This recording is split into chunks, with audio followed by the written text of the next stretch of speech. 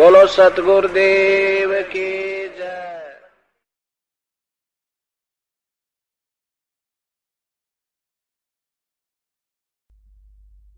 तो पुण्यात्माओं, दुख में सुमन सब करें, सुख में करे न कोई, और जय सुख में सुमन करे तो दुख का ही होए। तो सौभाग्य उन पुण्यात्माओं का जो यहां आए हैं, जिनके ऊपर कोई आपत्ति है। दास यहां देख रहा है कि 80%, 80% व्यक्ति भक्त श्रद्धालु केवल दुखी ही आए हैं। कोई रोग से दुखी है, कोई और अन्य शोक है उसको, या कोई अन्य प्रॉब्लम उसके ऊपर आई हुई है। तो आपके लिए वो दुख, आपके लिए वो प्रॉब्लम, आपके लिए वो रोग एक वरदान सिद्ध होगा यदि इस मार्ग पर आप डटे रहे। देखो, एक दिन में कोई वस्तु परफेक्ट नहीं होती। बच्चा जन्म लेता है, आपको खुशी होती है, धीरे धीरे बड़ा होता है, 15, 16, 20 वर्ष के बाद जाकर वो कुछ अपना धंधा करने योग्य होता है। इसी प्रकार आप बीज बोते हो। मान लीजिए आपने आम का बीज बोया, उसकी परवरिश की, देखभाल की, पौधा बना, फिर पेड़ बन गया, और पेड़ बढ़ने के बाद फिर उसका फल लगेंगे। इतने फल लगेंगे कि लदपद हो जाएगा, आप भी खा लोगे, रिश्तेदार भी छक लेंगे।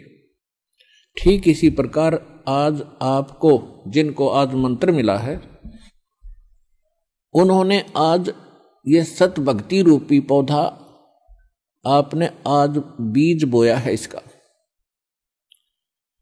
और इसकी सिंचाई करना यानी भक्ति करना, दान धर्म करते रहना, मर्यादा रखना, इसकी बाड़ बनाना।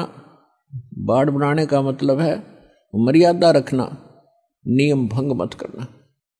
धीरे धीरे रे मना, धीरे सब कुछ होए, माली सींचे सो घड़ा, समय आए फल होए।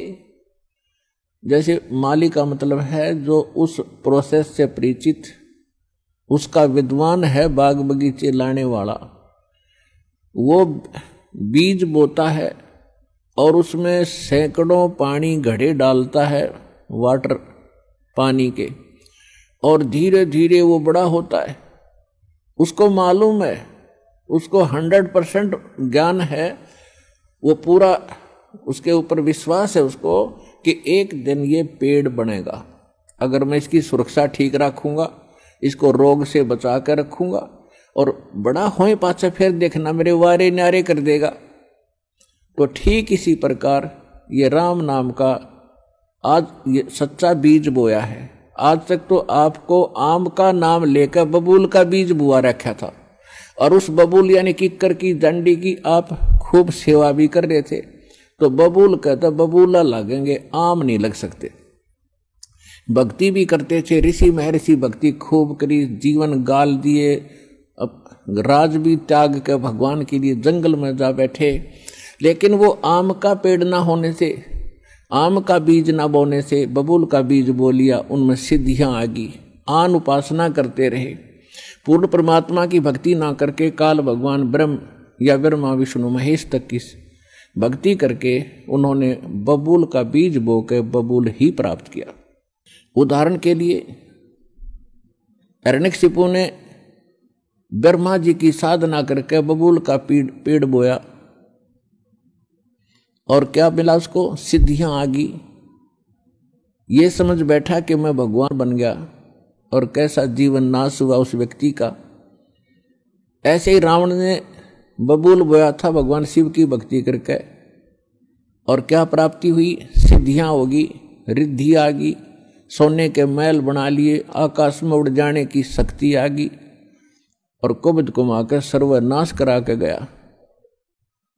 तो पुण्यात्माओं, इसी प्रकार विष्णु जी की साधना करने वाले ये भी शास्त्र विरुद्ध साधना करके अपना जीवन नाश करते हैं, क्योंकि शास्त्र विधि को त्याग कर जो मनमाना आचरण करते हैं उनको न सुख होता है न कोई सिद्धि होती है, यानी सत साधना की सिद्धि, और न ही उनको कोई उनकी गति होती है, जिस कारण से ये भक्ति करके भी अपना जीवन व्यर्थ ही कर गए। तो ये प्रश्न चल रहा है कि धीरे धीरे रे मना और धीरे सब कुछ हो। आज नाम लिया है, किसी ने 6 महीने हो गए, किसी ने सतनाम मिल गया है, किसी को प्रथम मंत्र मिला है, और किसी ने 10 महीने हुए हैं, किसी ने 1 वर्ष हो गया, किसी ने 2। जिन भक्तों को 1 वर्ष से ज्यादा हो गया, 2 वर्ष हो गए हैं, आज उनके सुख सुनना, उनके मुंह का थूक सूख जाएगा अपने सुख बताते बताते। इतने सुख देता है परमात्मा।